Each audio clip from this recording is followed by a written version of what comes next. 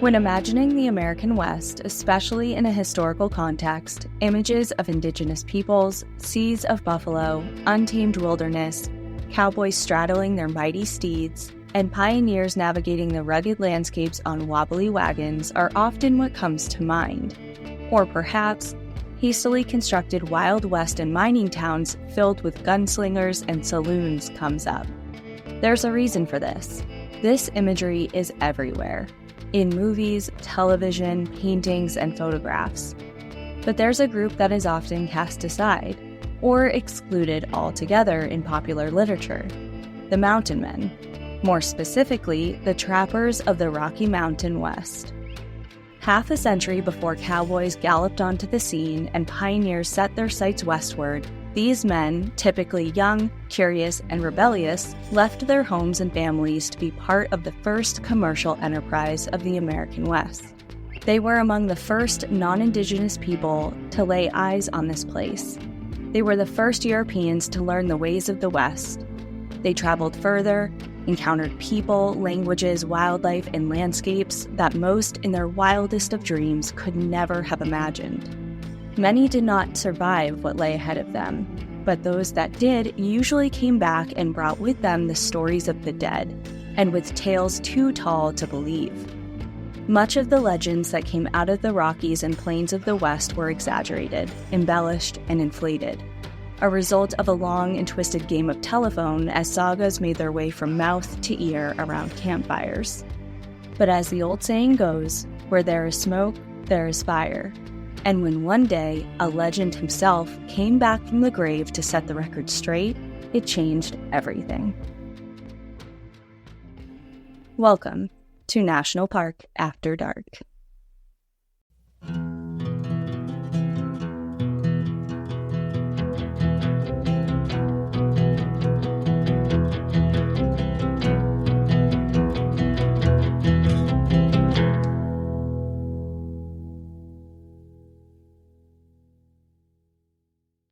I'm so excited for this episode. I know what it's about, so I have been waiting patiently for this day to come. Eagerly anticipating. Mm-hmm. Yeah, so without giving it away just yet, this is going to be like a really historical-based story, just so everyone is aware. Okay. And there is kind of like a big disclaimer that I've never had to put on a story before, but much of the details of this man's story, because we're going to be focusing on a single person for most of this. His story, both before, during, and after his most infamous encounter, is based largely on oral histories from multiple people and multiple sources throughout time. And in many of the resources that I utilized for research, I mean, the words reportedly and allegedly were all over the place. Like, before every single statement. Like, unsure if this happened this way or not. Right. So with that in mind, I want to make it clear that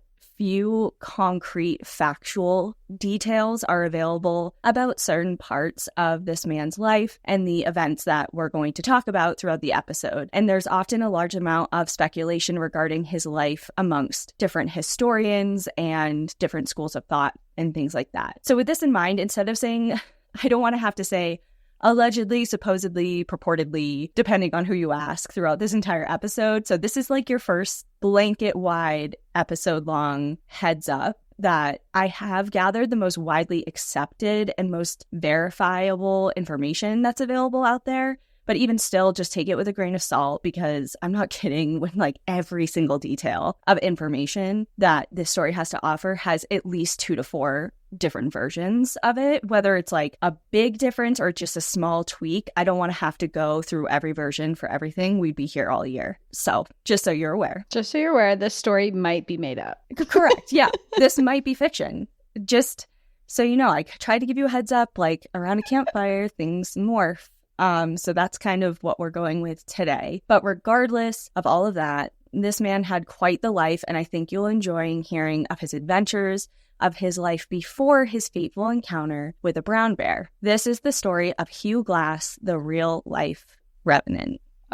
Leonardo DiCaprio. getting mauled by a bear, but the real story. The true story. I, for research purposes, had to rewatch just the bear mauling scene in particular because I didn't want to cloud like what I was reading with That's the only scene that story. You watched? Yeah. The most horrific scene of the entire movie. You're like, I'm just going to fast forward to this Yeah, part. I just looked it up on YouTube and watched it. And I forgot because I've seen the movie, obviously, when it came out. And then I think only one other time. Mhm. And that scene is so long. It's long and it's traumatizing. But it's so accurate. Like, I remember, I forget which podcast Wes went on. Like, he was a guest, Wes from Tooth and Claw, went on another podcast to talk about that scene in particular and how, like, true to real life that attack scene really was. Mm-hmm. And he was basically saying, like, it was pretty right on the money, you know, as far as... That makes it so much scarier.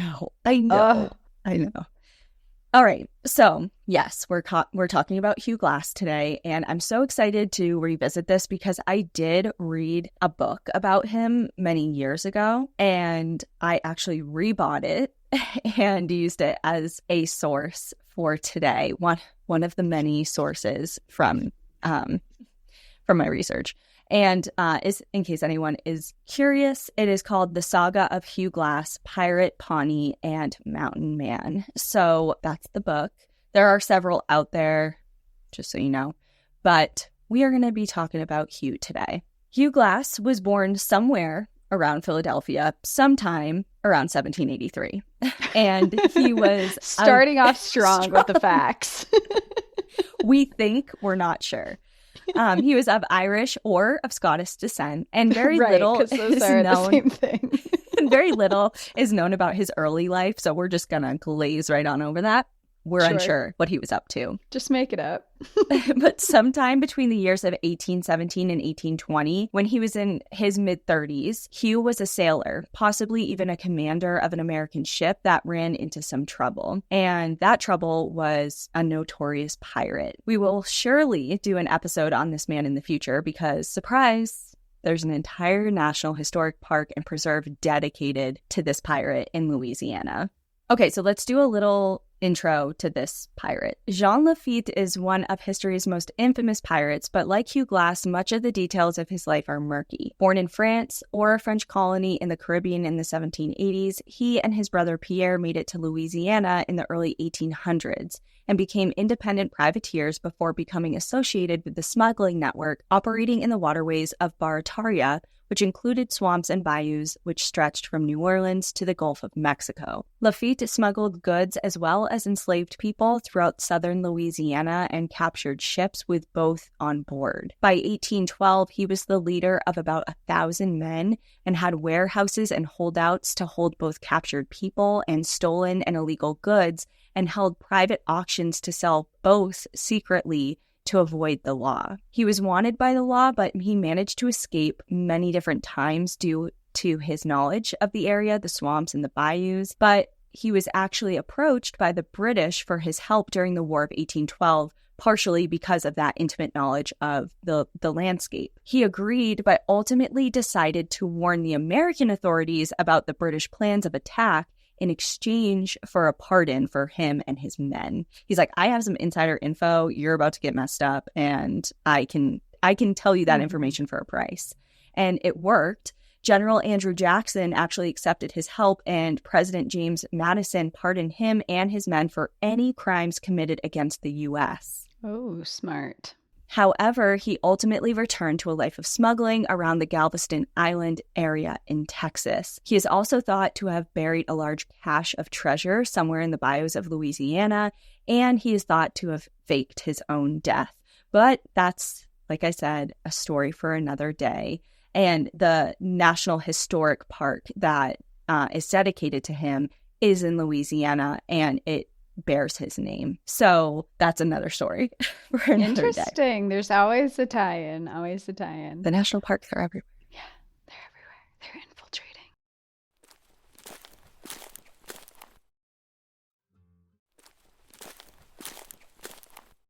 So this is the man, this infamous pirate, is the one that seized the ship that Hugh was either in command of or was at least working on right around the time that he returned to his life of crime after he did that deal with the government. When Jean and his crew boarded and took over the ship, rather than killing the entire crew, they extended an offer to them. Either you can die, we'll kill you, or you can join our crew. So for the next year, Hugh sailed under the skull and crossbones as he elected for life as a pirate rather than death.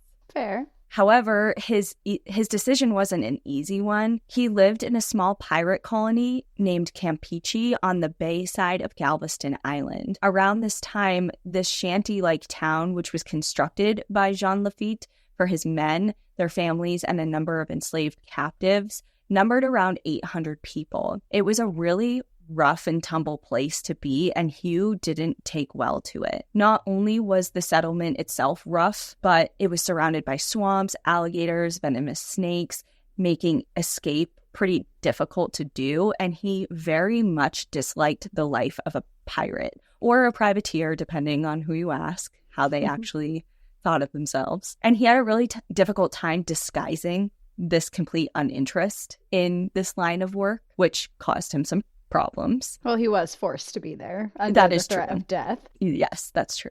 While the ship Hugh was on was hiding in one of the secluded bays off the coast of what is now Texas, superiors took notice of Hugh.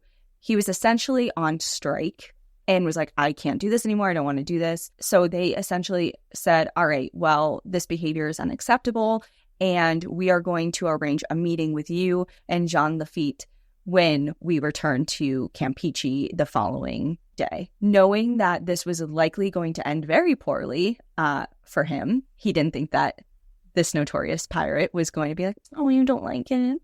Let's figure something out. It's okay. You find something else to do. Yeah, Hugh and another comrade whose name has been lost to time entirely, who felt very much the same as Hugh, decided to make a break for it.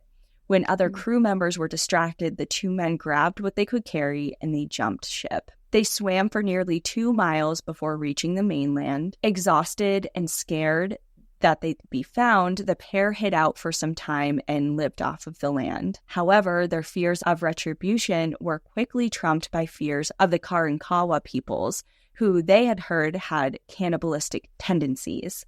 Of course, these were rumors, and they were spread amongst settlers like wildfire. And this was also used by many Europeans as a justification to annihilate this group of indigenous peoples in later years. And I wanted to give a brief but more complete look at who the Karankawas were, instead of just a blurb passed along by settlers and like hearsay. Mm-hmm. The Karankawas are an American Indian cultural group who traditionally lived along this area in Texas's Gulf Coast, and their name is meant to mean dog lovers or dog raisers, as they reportedly kept coyote-like, fox-like breeds of animals as companions, which is really cool. I like them so far. They also kept their own herds of horses after they were introduced by the Spanish, but primarily got around by use of dugout canoes just because of the extensive waterway networks that were in that area. Mm-hmm. They often tattooed their bodies, donned piercings, and wore a mixture of alligator and shark grease to protect themselves against the relentless mosquitoes. They were nomadic, and they used a well-developed smoke signal system to notify other groups of various things, like if there was a war going on or different social events, and that was a primary way of communication. And they participated in friendly competitive games, ceremonial dances, and yes, they did participate in cannibalism. Prior to the 1700s, this custom traditionally involved eating flesh of their enemies as a means of capturing the enemy's courage. Despite seeming to have completely ceased this practice sometime in the 1700s, the rumors persisted for another century as Hugh and his friend were terrified when they made landfall. So this is rumors that have persisted for many, many years, even after the practice was reportedly finished. So it was just stuff that was being spread across settlers for an excuse versus actual real-time fact. Mm-hmm. During this time, many bands and tribes among the native nations were warring with European settlers, and traveling throughout the country was risky for anyone, especially two men without any backup and very little supplies. The pair managed to make it nearly 1,000 miles without any trouble, evading conflicts with the Comanche, the Osage, and Kiowa, who reigned over areas they were traveling through. It's unclear how long it took them to cover that ground, but it was 1,000 miles. So, it took a good chunk of time. That's a lot. That's a lot of miles. Mm-hmm. But they were stopped when they encountered a band of Pawnee known as the Skiri, or the Wolf Pawnee, as they were somewhere in the Central Plains, and they were captured. Hugh's friend was selected first. He was stripped, restrained, and tied to a stake. He was then impaled by dozens of slivers of pitch pine, which were then set ablaze. Oh my God. Creative. Creative, if nothing else. So Hugh is standing there watching stoically as his friend, or at the very least his traveling partner, his companion, is burned alive, essentially. And somehow he's able to keep it together enough to show very little emotion. And when it was his turn for the same fate, he reached into his chest pocket and retrieved a large packet of powdered cinnabar, which was used to make vermilion, a highly coveted, prized item at the time because it was widely used to make red war paint. Bowing his head and offering the packet to the chief impressed him. Perhaps the chief thought that this was a sign from the gods, or maybe he just respected Hugh for his composure and his gesture. Regardless of the reason, his life was spared because of this. Although what Hugh described does match some of the ritualistic nature some murders have encompassed throughout Native and Indigenous histories, according to some of the research, their capture and Hugh's account of what followed insinuated that they were meant to be some part of like a human sacrificial ritual in which the Skiri Pawnee historically did annually. Like a lot of the sources I read said this type of human sacrifice was this particular ritual that this group of Indigenous peoples were known to do. And so I looked a little bit more into that because it seemed pretty random to be like, I'm just going to capture 2 random Europeans and do a whole ritual around them. I don't know. It just seemed like... Unless it like happened to be the right time or something. Right. Yeah, it's a weird coincidence. So I was just kind of like, especially after doing the research for, I know it's a totally different area of the world and totally different group of peoples, but in South America, when I did the Yuyayoko National Park about the child sacrifices that they would do, like there's a very specific reason behind that they had, and like it was very regimented and it just wasn't very willy-nilly. So it wasn't like an opportunistic sacrifice, it was planned. Right. So I was just like, let's look into this. So based on what I found, the ceremony that it seemed like a lot of these sources were referring to was an actual ceremony, and it's called the Morning Star Ritual. And without getting into too much brutal detail, because it is pretty brutal, essentially a sacrificial victim, usually a young woman, was captured from a neighboring village, treated very well for a period of time, until they were killed, disemboweled, or dismembered. And then they had pieces of their body or certain amounts of their blood spread amongst fields and on crop seeds in an effort to obtain a plentiful crop yield and or provide for success in war or fertility reasons. So it's like, that's a complete departure of... And this wasn't a woman either. Right. And I don't know. So it's just... Seems far-fetched to you. Right. And just as a little like side note, the last known Morning Star ceremony was documented in April of 1838 with the sacrifice of a 15-year-old Lakota girl named Haxty. The U.S. government banned the ceremony after this time. However, it's really important to note that many Skiri themselves wanted to see an end to this practice. It wasn't like they were all for it and anymore, but it was historically done and it was part of their history. So yeah, I mean, we all have weird history. So. That's true. It is unclear whether Hugh was initially taken as a prisoner after his life was spared, or if he just stayed on his own volition. But for nearly 4 years after this incident, he lived with the Pawnee. He embraced his new life fully, learning from the tribe how to live off of the land, how to skillfully hunt, track, and discern between poisonous and edible plants and insects. He was taught the language, learned invaluable wilderness survival tactics, how to move across the landscape, engaged in tribal warfare, and some sources even suggest that he took a Pawnee wife. In 1822, the band visited St. Louis, and Hugh's life took yet another turn.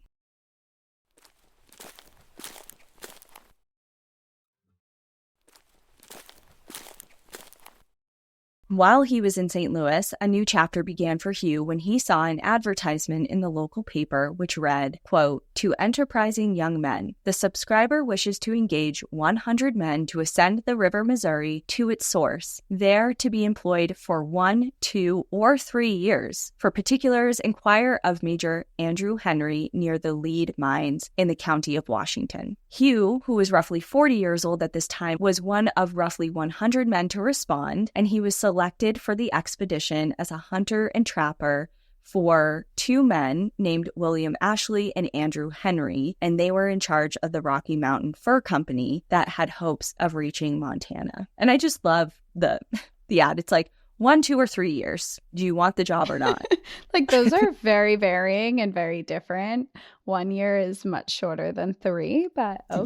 Yeah, but I'm here for it. The expedition was going to be a dangerous one. The region known as the Upper Missouri, tucked amongst the Northern Rockies and the Great Plains, was thought to hold a fortune in beaver pelts, but reaching it was riddled with peril. From the journey itself, full of harsh landscape and brutal elements, to disease, hunger, thirst, potential encounters with hostile indigenous groups, and of course, the wildlife. The era of the fur trade in the Rocky Mountains rose in the 1820s and fell off in the 1840s during a time that America became more invested in what lay beyond the Mississippi River. It was a period of time of expansion and where big-time fur traders were establishing trade posts and forts throughout the river towns such as St. Louis. The fur trade here centered around beaver, driven by international demand for beaver pelt hats, which resulted in overharvesting and overtrapping, which led to the near complete extermination of beavers in the lower 48 states, which is a tale as old as time. We've heard it so many times before, especially in your Everglades episode with the demand for feathers for fashion. Mm-hmm. Trappers worked closely and sometimes competed with many different indigenous tribes where they not only traded goods, but ideas, language, geographic knowledge, and different ways of life. The fur trade paved the way for westward expansion. By the end of the fur trade era, the American population was eager to move west. The trappers and fur traders ventured into and charted the landscape that gave the pioneers a starting point when they made their own journeys across the North American continent. There was a lot going on with the trapper and fur trade world across the West during this time, but to bring it back to the Ashley Henry expedition, the one that Hugh signed up for, the 2 men were actually attempting to do things a little differently. I said the peak of the fur trading business in the Rocky Mountains was in the mid-1800s, but to be clear, fur trading between Europeans and American Indian tribes began almost immediately upon the settlers' entrance into the scene. Like, that was something that was done right off the bat. Trading posts were constructed and trade goods were shipped up and down the rivers, and business boomed. Big cities like New York, St. Louis, and Montreal accumulated a lot of their wealth, their early wealth, on this industry, and wars were fought over control of it, and other countries were heavily involved, all before the 1700s even came about. So this was something that was like going on far before this kind of rise and fall of the Rocky Mountain American West fur trade. That makes sense. By the 1800s, the business was global, and the goods that were being traded and exchanged in North America would be sent overseas and vice versa. The money was in the fur industry, and John Jacob Astor knew that. And all roads lead back to the National Park System, and all roads lead back to the Titanic. Titanic fans know of this man. But for everyone else, not only was he the wealthiest man aboard the Titanic, he was also the richest man in the United States and among the richest people in the entire world at the time of his death, which, spoiler alert, was on the Titanic. He didn't survive. Okay. He died. He was the equivalent of a modern-day Jeff Bezos in terms of the extent of his wealth, much of which was made from the fur industry. He established the American Fur Company and gained control of the industry in large portions of America. However, he went about business in a completely different way than Henry and Ashley envisioned, because these 2 men wanted to send men out into the mountains to live and trap year-round, sending them out with all of their supplies that they would need, and then they would arrange different rendezvous in the summers at prearranged locations where they would gather all the things that they collected, all their goods, kind of exchange some supplies, and then ship off the goods and resupply the men. And it was different because the other way was like you'd go back and forth. there weren't men out there They all were the kind of time. finding a way to streamline it. Right, exactly. And this is the exact formula that they were executing when they put the ad into the Missouri paper and gathered the expedition team of 100 men known to history as Ashley's 100. And they would embark on a 1,500-mile journey up the Missouri River into present-day South Dakota.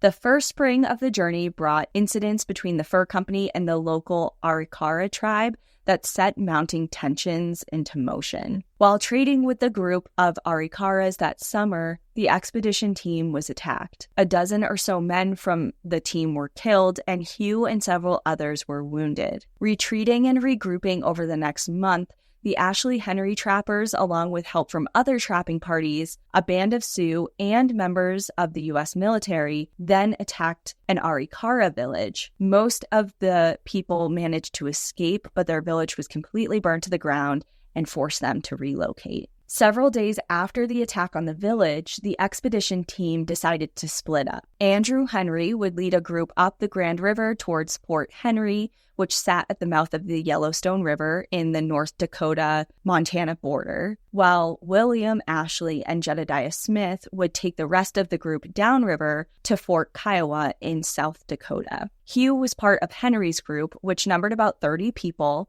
including 2 men who would later become synonymous with his story, Jim Bridger and John Fitzgerald. The group traveled mostly on foot as horses were in really short supply, and they made their way to the fort. In late August, roughly a month after they split up, Hugh's party was once again attacked, leaving several wounded and several dead. By early September, there were roughly 15 people left in their group. Hugh, being hired as one of the expedition's hunters, was tasked with finding food. He often set out alone in search of deer, buffalo, or small game to feed the men, and that was exactly what he was doing near present-day Lemon, North Dakota, when he surprised a sow grizzly with 2 of her cubs. And the movie Revenant, like I said before, that attack scene is like right on the money, but a lot of the key details of Hugh's story are completely warped in the movie. I mean, it's a totally different movie based on it does though. Like when you know the full entirety of what we think his real life story is, there are elements in it that are true. Like, remember in the movie, the reason he gets vengeance is because they killed his son, who is half Pawnee. Mm-hmm. So that obviously isn't happening here, but like, he did spend 4 years with the Pawnee and learned from them and maybe took a Pawnee wife. And like, so that element is there, but obviously there's no son involved here. So there are different things in the movie. And then they dramatized it for the movie. Yeah, for sure. But yeah, I think we can all agree that the movie has one of the most brutal and realistic animal attack scenes of all time, I would say. Yeah. I mean, knowing that it's on that it reflects what an actual attack would be makes it so much scarier. I feel like when you watch that, it's like, oh, it wouldn't be like that. But when you're like, yeah, it would. It's right. Like, oh man. Yeah. It's like, if Wes says it's true, it's true. It's true.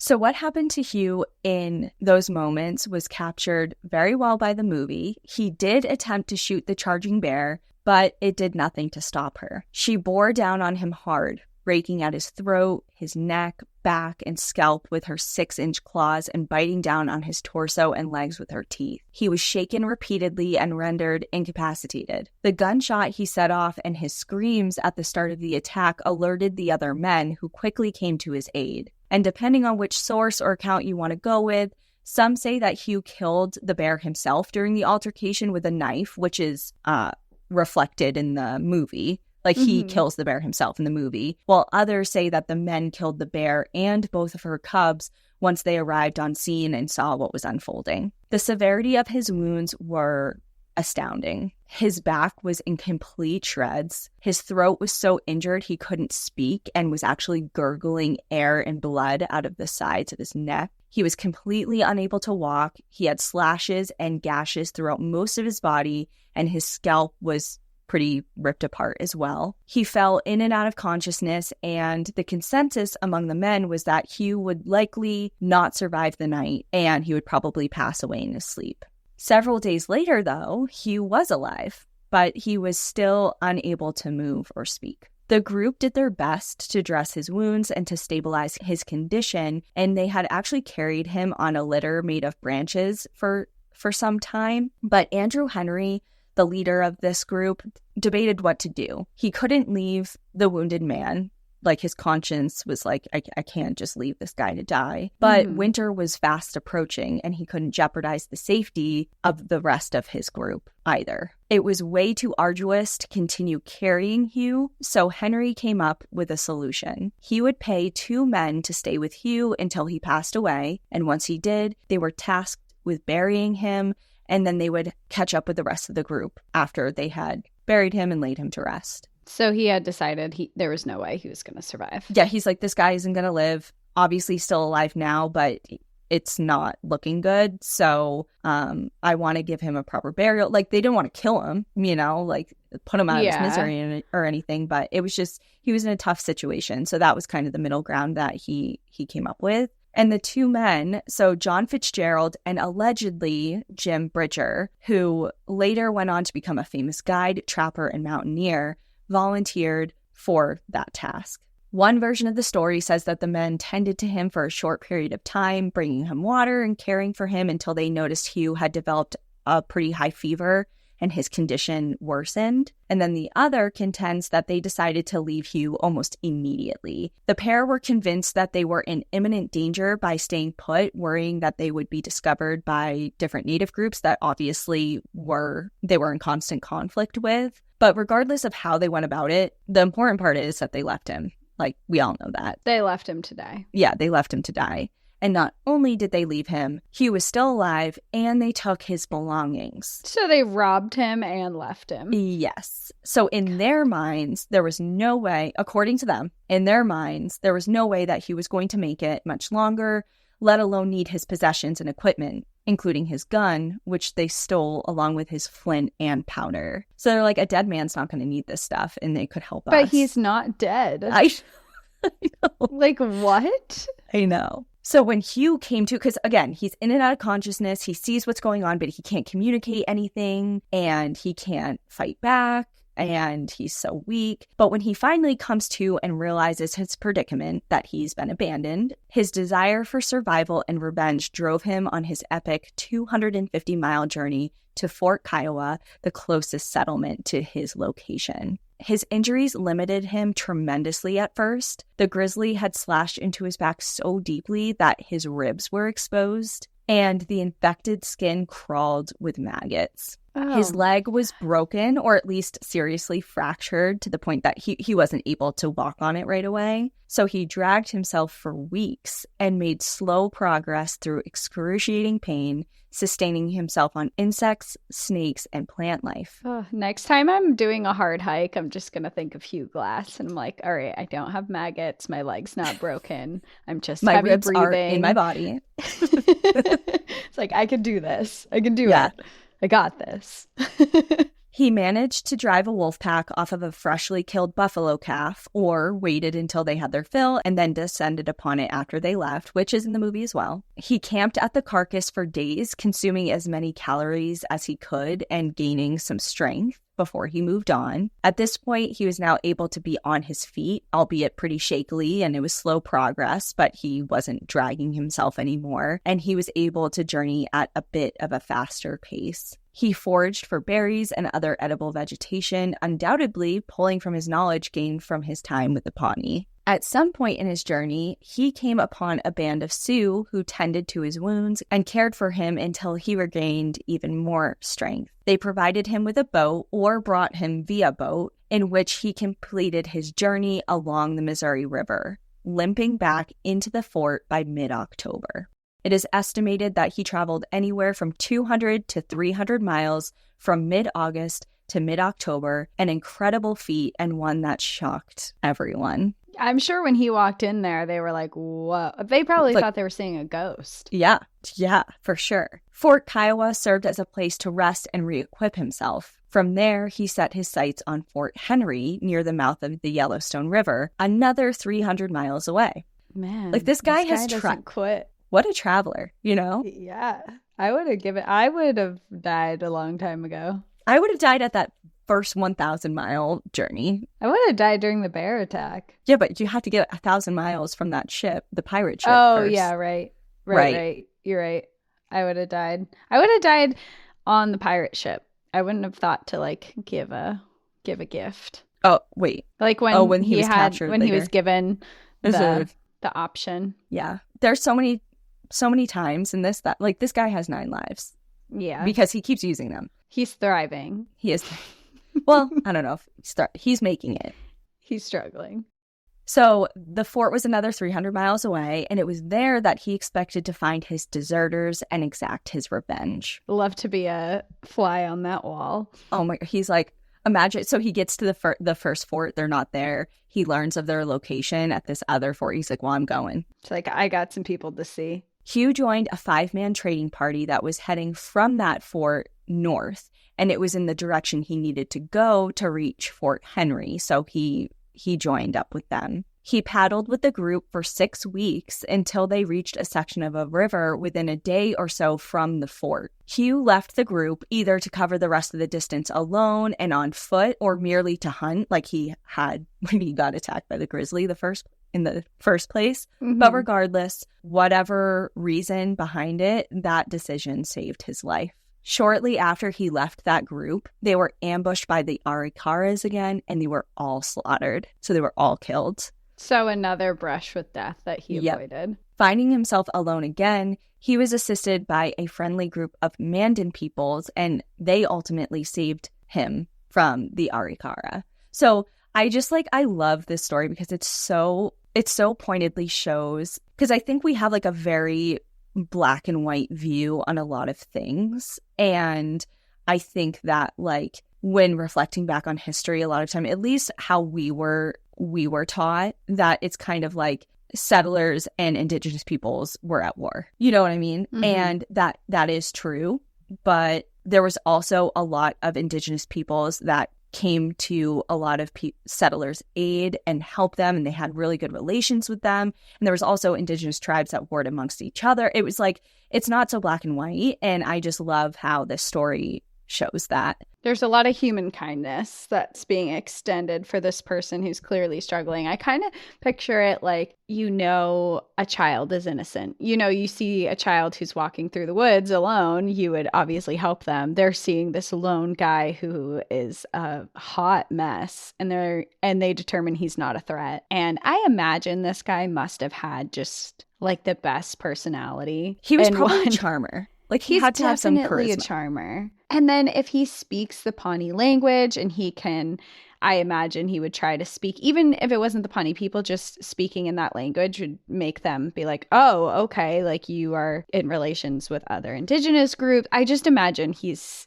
quick on his feet. He's charming. Yeah. He's a hot mess. He worked his way through his life using something, and I think charisma was probably one of those attributes. So making his way alone to Fort Henry took over a month. The trek was long, cold, and exhausting, but he was determined to find Fitzgerald and Bridger. He arrived to the fort ready to confront the 2 men, only to walk up to an empty and abandoned fort. Unbeknownst to him, the group Fitzgerald and Bridger met back up with after leaving Hugh and abandoning him had made their way to that fort, to Fort Henry, but had trouble making fur quotas there because, surprise, they decimated the whole fucking beaver population. So because of this, a second Fort Henry was built another 30 miles away. No, he's so close. He's so close. You're almost there, Hugh. Whether a note was left directing people in the right direction to the new fort, or Hugh was pointed in the right direction by others, he made his way there, arriving on New Year's Eve of 1823, covered in frost and scars. And I can only imagine his entrance, a dead man literally walking into a building full of people who thought for sure he was a goner, especially because that's what Fitzgerald and Bridger had told everyone. When they met back up with their group, they had told them that they fulfilled their duty, Hugh Glass had died and that they had buried him. Oh, man. And now he's gonna just throw a wrench in that entire story. Like he did not bury me, or they did not bury me. I did not die. In fact, they robbed me and ditched me in the middle of the woods. And here I am. After answering an onslaught of questions from everyone, Hugh asked his own question. Where are Fitzgerald and Bridger? Bridger was at the fort and Hugh confronted him. He was a young man, not even 20 years old at this point, and Hugh deemed him too young to kill. Instead, he gave him what could be dubbed a stern talking to, and he forgave him. Wow.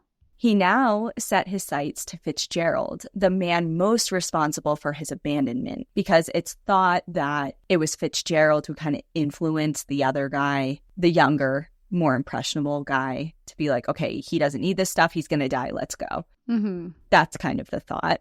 Hugh had heard that Fitzgerald still had his gun, and Hugh wanted it back. Problem was, Fitzgerald wasn't at this fort. He had left. No, where is Fitzgerald? He was at Fort Atkinson, a military installation on the Missouri River. Hugh waited at Fort Henry for several more weeks until an opportunity to join a group headed to that fort presented itself. He was to accompany 4 men there and was instructed to then go on to St. Louis to give word that their operations had officially moved from that old Fort Henry to the new one. So he's like, okay, you can come. They're like, you can come with us, but you need to go and give official word because it's kind of word of mouth that other fort kind of failed and people need to know what's up. So his new group set off, first on foot and later by bullboat. Hugh killed several buffalo along the way, using their hides to stretch over willow branches to construct the bullboats, as he had learned from the Pawnee. While floating down the North Platte River, again, they came into an altercation with the Arikara. 2 of the men were killed, and Hugh was separated from the group amongst the chaos in the skirmish. He lost his new rifle in the water, but this time around was thankful to discover that he still had his knife, flint, and steel. Later recalling to a fellow trapper, quote, "Although I had lost my rifle and all my plunder, I felt quite rich when I found my knife, flint, and steel in my shot pouch. These little fixins make a man feel right when he is 300 or 400 miles away from anybody or any place." So here he was, once again. This man is 400 miles away from his intended destination alone. It's like, all right, I guess I'll just walk there. I guess I'll just do this on my own then. Unlike his first solo odyssey, this time he was uninjured, had some supplies, and was venturing during a completely different time of year. It was spring, and that meant it was buffalo calving season. So he dined on calves for that 400 miles, covering the distance with quote-unquote relative ease before striding into Fort Atkinson in June of 1824, hell-bent on getting revenge on John Fitzgerald. I can say if that was me, I would not describe the journey as relatively easy. I mean, comparatively, maybe. Maybe. If I had been through what he's been through, yeah, maybe. But in my state as of right now, my description would not be relatively easy. So I don't know if you caught what Fort Atkinson was, but it's a military base. It turns out that Fitzgerald had enlisted in the army and now was protected underneath them. The army blocked Hugh's attempts at his retribution, although they did retrieve Hugh's gun from Fitzgerald's possessions, and he was given $300 for his troubles. Otherwise, he was basically told to forget about the whole thing and scram. No, he just went so far. You're not even going to let him talk to the guy? Like, he couldn't even, punch him in the face once? Yeah. Even just look him in the eye and to be like, hey, I'm alive. I see you and I'm watching you. Fucking watching you. I just traveled the country. Base, I dare you. The audacity to still have his gun also. The audacity to not face him.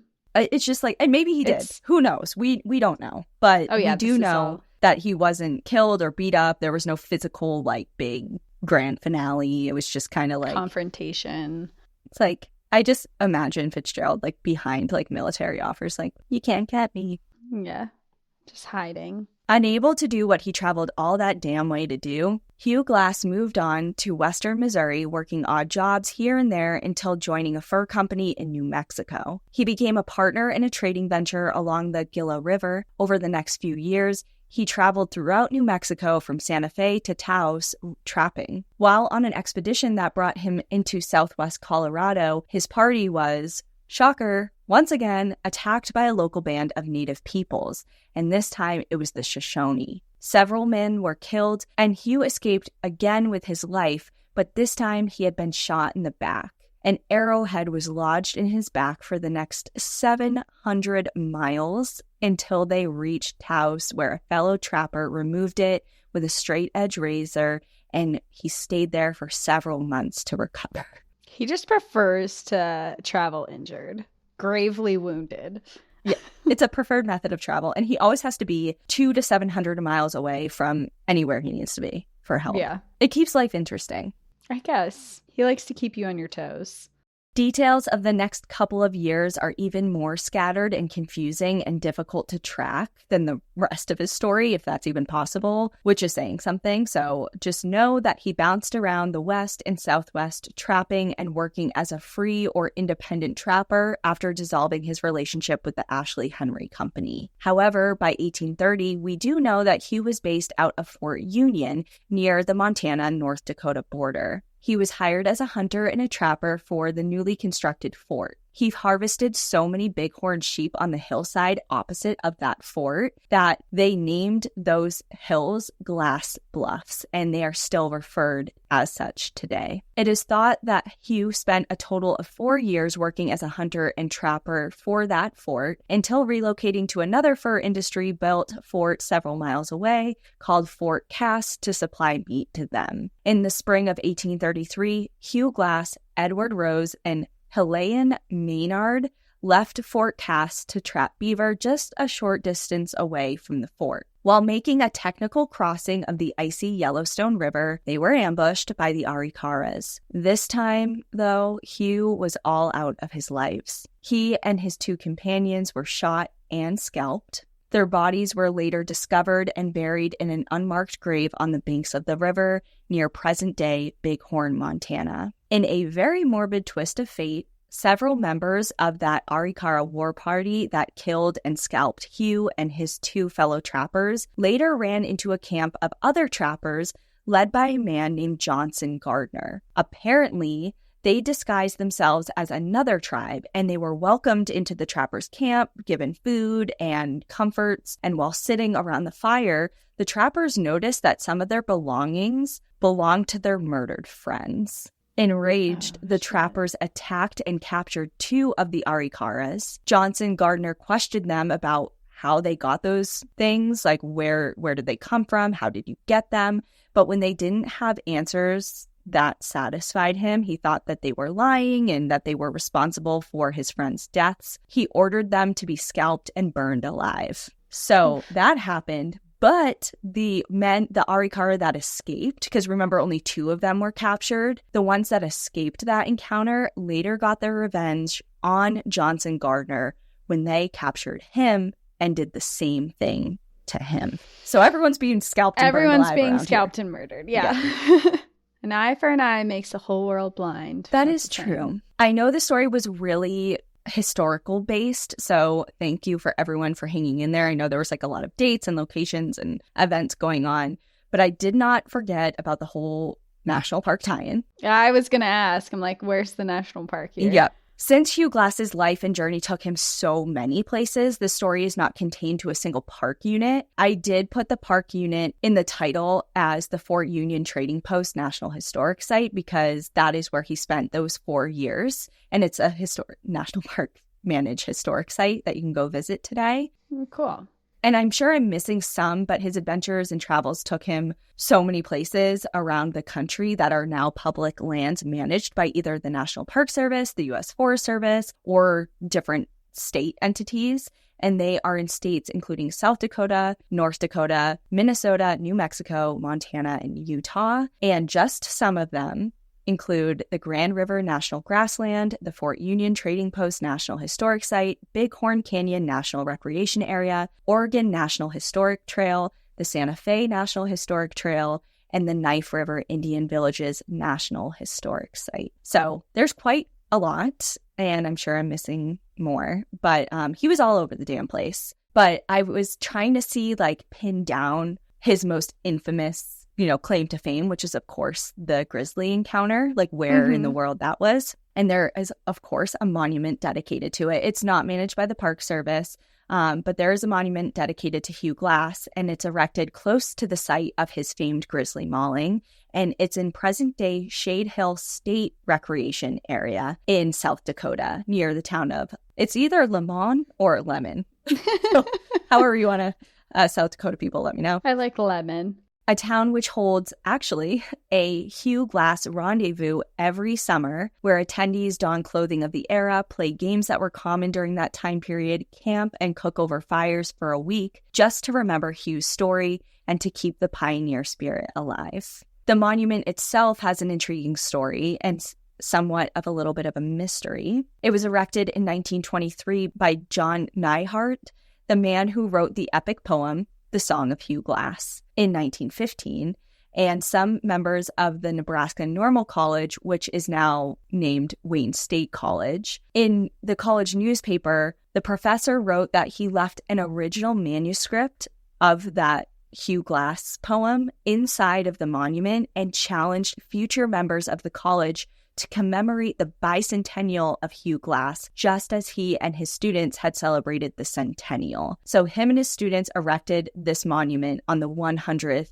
anniversary of Hugh's story. And apparently he buried some sort of original manuscript inside of the monument and kind of said, in another 100 years, I want students to come back here and celebrate the way that we did. Oh, wow. He even went on to leave instructions, gave specific pages of his poem about Hugh Glass to read, and advised them to spark a fire with flint and steel, the old-fashioned way, and to give a mountain man yell. Last summer, Wayne State College professor Joseph Wexelman and several of his students followed those instructions. In a special summer course called Neidhart and the American West, they ventured out to follow the instructions and retrieve the time capsule, but they hit some snags. First, the question of who technically owns the monument is currently up for debate between the college, the Neidhart family, or the state. The details and the legality is kind of murky, and going forward with doing any sort of demolition or moving of the monument is sketchy. Okay. There's also question as to whether the time capsule inside is even intact anymore,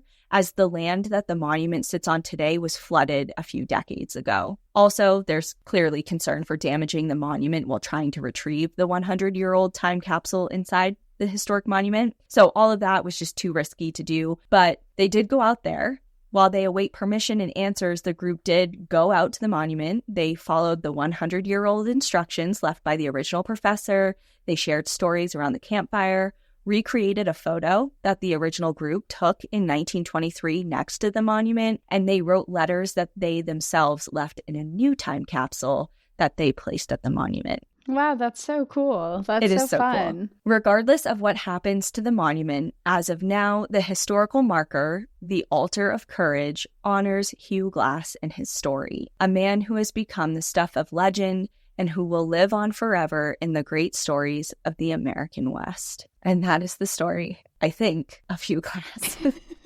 That is the alleged story of Hugh Glass. There you have it. What an interesting tale, though, especially because a lot of people have seen The Revenant. If you haven't seen The Revenant, now you have something to go back and compare. Mm-hmm. And it is fun. It is fun to know, the backstory on it, and then, armed with that new information, to go and see the ties of, what we think happened. And then obviously you can see their clear departures, that what is it called? Artistic liberties taken. Yeah. But yeah, I mean, his whole life before the grizzly incident, I think is and after is worth movies themselves. What a For life. Sure. The grizzly attack is definitely wild, and the fact that he traveled so far after it is definitely, I see why people focused on that, but I agree. I mean, he was taken over by a pirate ship. He's lived with indigenous people. He has traveled hundreds, thousands of miles just over his lifetime. And very, very interesting person. Yeah. Or at least, and I think it was kind of fitting the way that he died, too.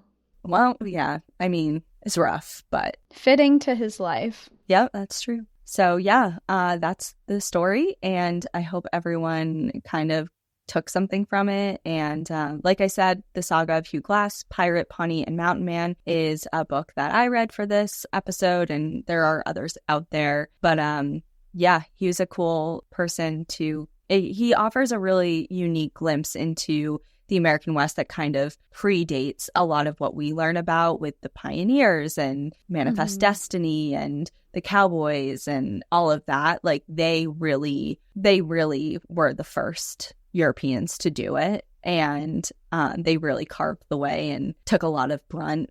And yeah, I just think it's such an interesting period of time in the history of America and North America. And yeah. So anyway, that's it. Cool. Well, thank you. That was a fun episode. And I guess for everyone listening, we'll see you next time. Enjoy the view. But watch your back. Bye, everyone. Bye.